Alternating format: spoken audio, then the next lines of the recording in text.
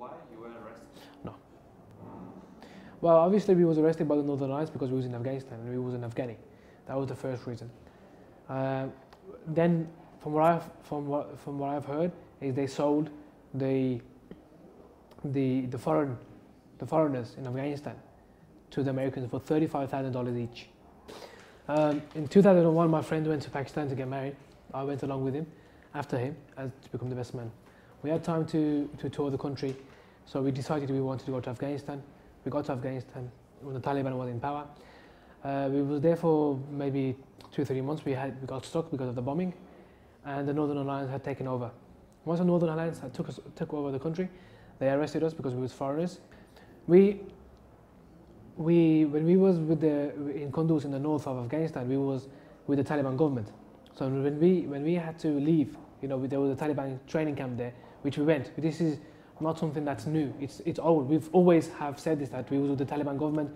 We was in Kunduz. We used to go to the Taliban training camp because, number one, for information, what's happening, because we couldn't leave that province. We couldn't leave. So the only way to get information was to go to this place and go to this place. So it was a Taliban training camp, and we did go. So, but it's different going to a Taliban training camp and fighting, and going there and visiting and getting information of what's happening to the government, why we're here, how we're going to go home. It's totally different. Well, before I went to, obviously, Guantánamo, the world was peace. As everyone, England, Spain, Italy, we was all progressing, we was getting used to having different kind of people in our countries. I mean, UK is at least 20-30 years in front of Spain, because it's a very multicultural society. But obviously Spain is not as much, but them getting there. But since 9/11, things have gone backwards. Instead of progressing forward, we're coming backwards, because we are facing more racism after 9/11, after 7/7, after July 7, and the bombings in Madrid. So, instead of progressing, again, to accept each other and value each other's beliefs, we are going backwards. And who do we blame for this? We blame America. We have to blame America, because America are the ones who are creating all the issue. They have created a war in Iraq for no reason. They went in for saying they have weapons of mass destruction, and there is no such thing. Okay, and they go to Iraq and they cause problems, and they call the Iraqi people terrorists, who are fighting for their freedom.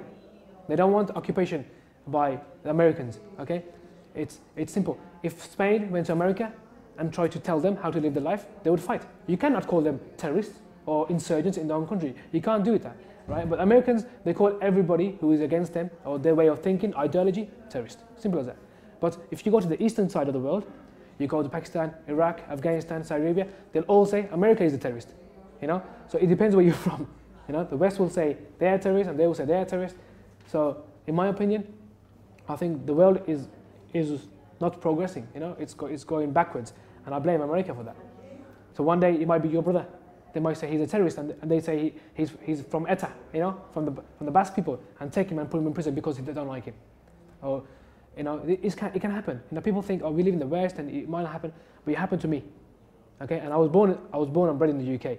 Okay, I never would ever believe that America, out of all countries in the world, who are supposed to be champions of justice, the protectors of peace, would take me to Guantánamo and keep me there for 2.5 years and torture me.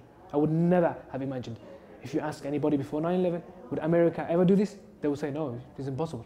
America would never do this.